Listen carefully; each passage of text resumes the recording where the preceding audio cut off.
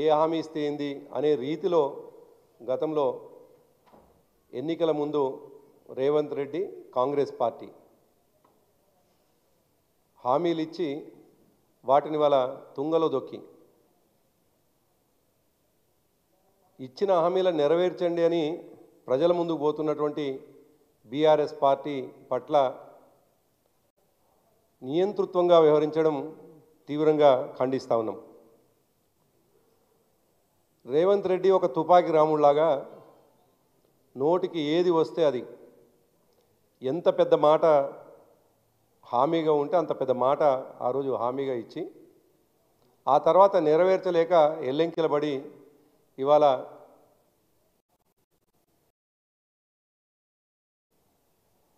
ప్రజాక్షేత్రంలో అబాస్ పాలై ఏం చేయాలో దిక్కుతోచలేని పరిస్థితిలో రేవంత్ రెడ్డి కాంగ్రెస్ ప్రభుత్వం ఉంటే ఒక ప్రధాన ప్రతిపక్షంగా బీఆర్ఎస్ పార్టీ ప్రజల పక్షాన పోరాటం చేయడానికి అనేక వేదికల్ని వెతుకుంది. అదే మార్గంలో ఇవాళ ఏదైతే రైతులకు హామీ ఇచ్చినాడో రుణమాఫీ చేస్తామని చెప్పిండు, రైతు భరోసా ఎట్లాంటి ఆంక్షలు లేకుండా 15,000 రూపాయలు ఇస్తా అని, అదేవిధంగా రైతులకు సంబంధించినటువంటి అనేక హామీలు ఇచ్చినటువంటి రేవంత్ రెడ్డి ఇవాళ ఆ హామీలు ఎందుకు నెరవేర్స్తలేవు అని అడగడానికి సంవత్సర కాలం ఎదురు చూసి ఇవాళ ప్రజల ముందుకు రైతాంగం ముందుకు రైతాంగాన్ని అప్రమత్తం చేయడానికి వెళ్తున్నటువంటి సందర్భంలో ఇవాళ భయపడుతున్నటువంటి ఈ కాంగ్రెస్ ప్రభుత్వము, భయపడుతున్నటువంటి రేవంత్ రెడ్డి ప్రభుత్వము, కేటీఆర్ గారు బయటికి వెళ్తుండంటేనే ఇవాళ వణుకు పుడుతున్నది. కేటీఆర్ గారు ప్రజలకు మీరిచ్చినటువంటి హామీలని గుర్తు చేస్తుండంటేనే వాళ్లకు ఒక విధమైనటువంటి భయం కనిపిస్తున్నది. అటువంటి సందర్భంలో మొన్నటికి మొన్న షాబాదులో రైతు ధర్నా చేస్తే వేలాదిగా వచ్చినటువంటి రైతులని, ఆ రైతు చైతన్యాన్ని, రైతుల నుంచి వచ్చినటువంటి రియాక్షన్ని చూసినటువంటి రాష్ట్ర ప్రభుత్వం ఇవాళ నల్గొండలో చేసేటువంటి 21వ తేదీన నల్గొండలో చేసేటువంటి రైతు ధర్నా కార్యక్రమాన్ని అనుమతులు ఇవ్వకపోవడం దుర్మార్గం. నిజానికి ఎప్పుడు మేము దీక్షలు చేద్దామన్నా, ఎప్పుడు ధర్నాలు చేద్దామన్నా కోర్టులను ఆశ్రయించే పరిస్థితి. గతంలో మహబూబాబాద్లో ధర్నా చేస్తామంటే కూడా ఆంక్షలతో కూడినటువంటి ఆనాడు వాళ్ళు ప్రభుత్వమేమో అనుమతులు నిరాకరిస్తే చివరికి కోర్టుకు వెళ్ళి అనుమతులు తీసుకొచ్చేటువంటి పరిస్థితి. చివరికి వాళ్ళ నల్గొండ రైతు ధర్నా కూడా, నల్గొండలో నిర్వహించాల్సినటువంటి రైతు ధర్నా కూడా ప్రభుత్వం అనుమతి నిరాకరిస్తే ఇవాళ కోర్టుకు వెళ్ళాం. మాకు కోర్టులపైన నమ్మకం ఉన్నది, చట్టాలపైన నమ్మకం ఉన్నది.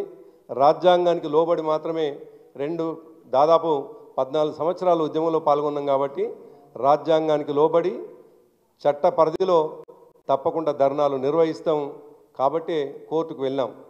మేము ఆశిస్తూ ఉన్నాం తప్పకుండా కోర్టు మేము ప్రజాస్వామ్య పద్ధతిలో చేసేటువంటి ధర్నాకు అనుమతిస్తుందనేటువంటి నమ్మకంతో ఉన్నాం.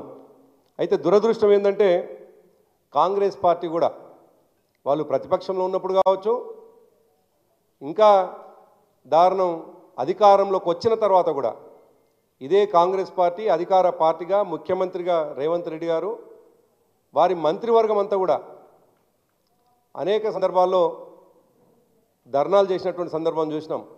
2014 కంటే ముందు ధర్నాలు చేసినారు, 2014 తర్వాత కూడా ధర్నాలు చేసినారు. ఇదే నల్గొండలో మేము ఏదైతే ధర్నా చేస్తామని చెప్తున్నటువంటి నల్గొండ క్లాక్ టవర్లో ఇవాళ ప్రభుత్వం చెప్తున్నటువంటి కారణం 3 కారణాలు చెప్తుంది ప్రభుత్వం. ఒకటి, క్లాక్ టవర్ రద్దీగా ఉండేటువంటి ప్రాంతం కాబట్టి ఇవ్వలేము అనుమతి. రెండవది, ప్రజాపాలనకు సంబంధించినటువంటి గ్రామీణ స్థాయిలో మీటింగ్లు ఉన్నాయి కాబట్టి బందోబస్తు వాళ్ళకి ఇవ్వాలి కాబట్టి మేము ఇవ్వలేము అనేటువంటిది రెండోది. మూడోది, సంక్రాంతికి తిరుగు ప్రయాణం హైదరాబాద్కు వస్తున్నారు కాబట్టి అనుమతి ఇవ్వలేమని 3 కారణాలు చెప్తున్నటువంటి ఈ ప్రభుత్వం 3కు 3 కూడా కేవలం రాజకీయపరమైనటువంటి కారణాలు చూపించి మాత్రమే మరి ఇవాళ అనుమతి నిరాకరించిండ్రు. అయితే ఇదే క్లాక్ టవర్లో నల్గొండ జిల్లాలో జరిగినటువంటి ఏ ధర్నా కావచ్చు, ఏ దీక్ష కావచ్చు, దాదాపు కొన్ని దశాబ్దాలుగా ఇదే క్లాక్ టవర్లో అనేక దీక్షలు చేసినటువంటి సందర్భాలు ఉన్నాయి. ఇవాళ ఆ జిల్లా మంత్రిగా ఉండి దీక్షకు అనుమతిని, ధర్నాకు అనుమతిని నిరాకరించేదానికి ప్రధాన కారణమైనటువంటి ఆ జిల్లా మంత్రి వెంకటరెడ్డి కూడా అనేక సందర్భాల్లో అక్కడే దీక్ష నిర్వహించిండు. తెలంగాణ ఉద్యమ సందర్భంగా అనేక సందర్భాల్లో మేము అక్కడే దీక్షలు చేసినాం. వెంకటరెడ్డి కూడా వివిధ సందర్భాల్లో అక్కడ దీక్షలు చేసినాడు. అదే కాదు, ఇవాళ వీళ్ళు చెప్తున్నట్టుగా గ్రామాల్లో జరిగేటువంటి సమావేశాలకు పోలీసుల అవసరం ఉంటుంది కాబట్టి ఈ ధర్నాకు మేము బందోబస్తు ఇవ్వలేమని చెప్పేసి మాట్లాడుతూ ఉన్నారు. వాళ్ళకి చాలా స్పష్టంగా అర్థమవుతా ఉన్నది, గ్రామాల్లోకి పోతే మేము ఇచ్చినటువంటి హామీలను నిలదీసేటువంటి జనం ఉంటారు కాబట్టి నిజంగానే వీళ్ళు ఇచ్చినటువంటి హామీలు నెరవేర్చుంటే, ప్రజలు ఆమోదయోగ్యంగా ఉండుంటే ఇవాళ వీళ్ళకి బందోబస్తు ఎందుకని చెప్పేసి ఈ సందర్భంగా వాళ్ళని అడగదలుచుకున్నాం. ఈ 2 కారణాలు కూడా ఉత్తేవి అయితే 3వ కారణం, సంక్రాంతికి ఎప్పుడో వచ్చినారు. సంక్రాంతికి ఆంధ్రాకు పోయినటువంటి ప్రజలు ఎప్పుడో హైదరాబాద్ వచ్చినారు. అదొక కారణం చెప్పి ఈ 3 కారణాలు చెప్పి అనుమతి ఇవ్వకపోవడం అనేటువంటిది దుర్మార్గం.